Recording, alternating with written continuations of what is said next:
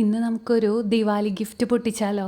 ഇത് ഞാൻ വർക്ക് ചെയ്യുന്ന കമ്പനിയിൽ നിന്ന് എനിക്ക് ദിവാലിക്ക് അയച്ചു തന്ന ഗിഫ്റ്റാണ് കേട്ടോ. ഗിഫ്റ്റ് എന്ന് കേട്ടപ്പോൾ മക്കളും അനിയൻ്റെ മോളൊക്കെ കൂടിയിട്ട് വേഗം തന്നെ ഉഷാറായിട്ട് പൊട്ടിക്കാനിരുന്നു. ശരിക്കും പറഞ്ഞാൽ എനിക്ക് വിഷമമായിട്ടോ. എനിക്കിപ്പോഴും ഈ ഗിഫ്റ്റൊക്കെ പൊട്ടിക്കാൻ ഭയങ്കര ഇഷ്ടമാണ്. പിന്നെ കുട്ടികളല്ലേ, അവരുടെ ഇഷ്ടം നടക്കട്ടെ എന്ന് വിചാരിച്ചിട്ട് ഞാൻ ചുമ്മാ നോക്കിയിരുന്നു.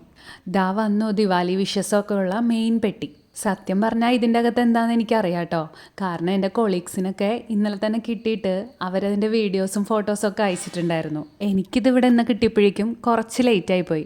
അതുകൊണ്ട് ആ ഗിഫ്റ്റിൻ്റെ സസ്പെൻസൊക്കെ ഓൾറെഡി പൊളിഞ്ഞിട്ടുണ്ടായിരുന്നു.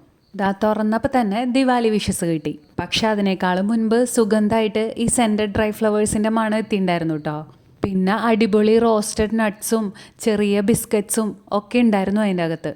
കണ്ടില്ലേ, സംഭവം കിട്ടിയപ്പോൾ തന്നെ മക്കൾ തമ്മിൽ പിടിവലി തുടങ്ങി. പിന്നെ ദിവാലിക്ക് ഡെക്കറേറ്റ് ചെയ്യാനുള്ളൊരു ക്യാൻഡിലും നല്ലൊരു അടിപൊളി ടേബിൾ ഡെക്കറായിട്ട് വെക്കാൻ പറ്റിയൊരു ലാമ്പും ഉണ്ടായിരുന്നു. കഴിഞ്ഞ 3-3.5 വർഷമായിട്ട് ഈ കമ്പനിയുടെ പ്രൊജക്റ്റിലാണ് ഞാൻ വർക്ക് ചെയ്യുന്നത്.